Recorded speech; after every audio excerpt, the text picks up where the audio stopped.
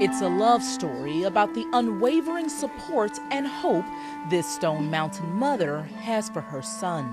Haile was a big baby. He was born double breech. He was 2.5 pounds. He was born with butt first though.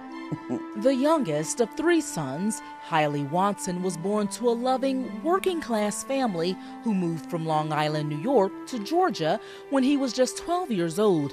Over the years, the close-knit family's unbreakable bond seemed to only strengthen through times of both triumph and distress. His dad had gotten shot on the job. Charles was a police officer, and so, you know, growing up, Charles was always there.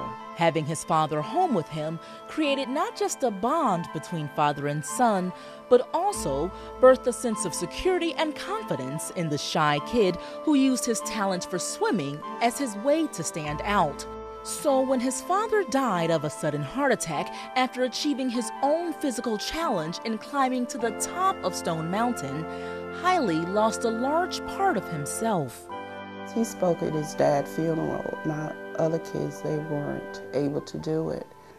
But Haile got up and he spoke. He was just saying that his dad always told him to really just get up and do something, always move, always go.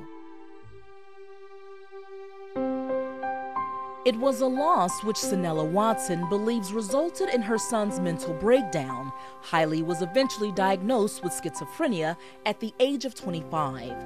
That diagnosis resulted in Haile losing his job as a truck driver in a series of incidents exhibiting what Senella could only describe as odd behavior.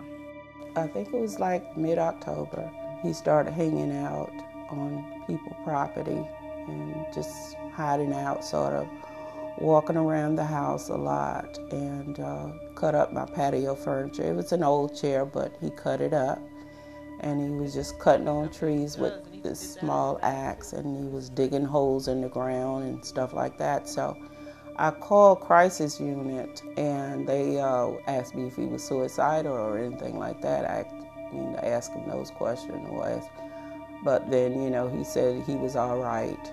And then he was standing on the side of the house, and I went, and it was leaves there in a container, you know, and he said, "Ma, I feel like I want to set this on fire." So that just really, I just came back inside. I said, "Oops, that's it. I better call." I just felt that his psychosis had gotten worse because he wasn't being medicated or anything, hadn't gotten any treatment. That's what I felt. I felt that I was like, needed to really get help for it. Someone out there, somewhere could help him, and that's why I called the crisis unit, thinking that they would help him, but they came out with the police officer. The mobile crisis unit came out with the police officer. Haile wouldn't cooperate.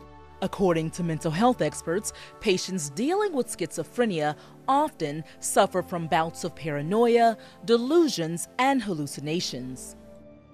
I believe that Haile thought I was having him locked away when they put the handcuffs on him, and then they searched his pockets. And they just took him out of here, and he'd had no ID, no money, nothing. Full of angst, distraught about her son's well-being, Senella says she anxiously did what any good mother would do at this time.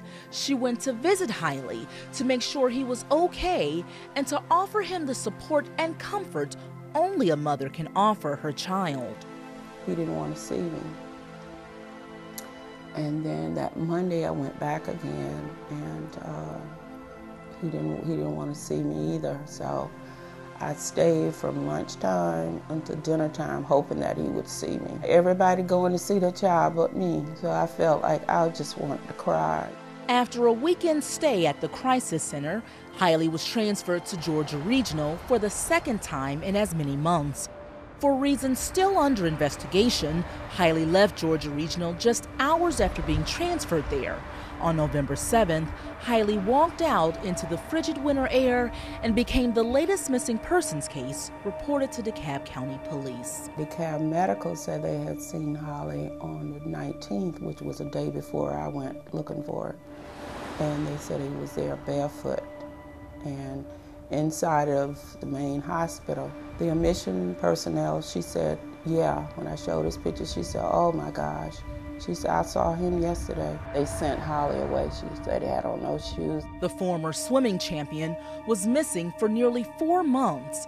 For Senella, it was a total of 15 weeks and 3 days full of sleepless nights and helpless thoughts. That's more than 432 hours of this mother's hope for her son, now turned into personal torment, rife with fear of the unknown and endless pleas for anyone to help in her search to find her beloved baby boy. I would imagine Haile had walked and walked and walked and wasn't smelling so nice and everything, and they just thought he was a bum or something. I don't know. And just because they said he ran outside to either the security guard or a police officer's car. And this is where it really gets me, because his dad was a police officer, and I guess he probably said he'd go to these people and they help. But they told him to go away also. Since Haile's disappearance, Senella and her other 2 sons have taken to the streets with flyers begging anyone who will listen for help. Search efforts included regularly canvassing local homeless shelters and hospitals, hoping anyone could help them find the now 35-year-old, once filled with so much potential and ambition. Haile just vanished into thin air. I don't know where Haile really is. I don't know if Haile is dead or alive. I really don't know. We have an update now on Senella's search for her son. Haile was found alive in downtown Atlanta after our initial taping for this story. He has been living on the streets in and out of local homeless shelters. As when she first had him admitted in response to his psychosis, Haile refused to speak to his mom, telling one of her other sons that he's angry with her for turning him in. Because he is an adult, officers were unable to force Haile against his will to accompany his mother and 2 brothers to a mental institution. So, after 4 months of searching for Haile, Senella Watson was forced to walk away from her son, leaving him on the very streets she fears can one day lead to his demise.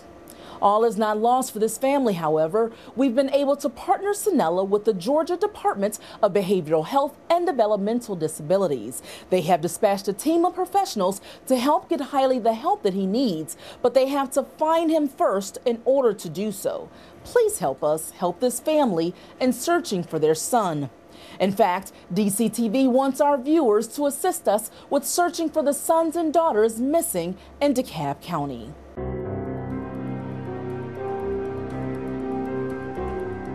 We will regularly feature the faces of DeKalb County's own missing right here on DCTV, Channel 23. If you think you have any information leading to where Haile Watson or any of the other sons and daughters featured may be, we ask that you contact the authorities immediately. We also ask that you remember the words of Senella Watson when you look at the sons and daughters featured here on DCTV. As she says about her own son and her pleas for help, he belongs to someone. I'm Diamond Lewis, and we'll be right back with our interview of one of DeKalb County's finest. He'll share with us the facts of DeKalb County's missing. Stay tuned, you don't want to miss it.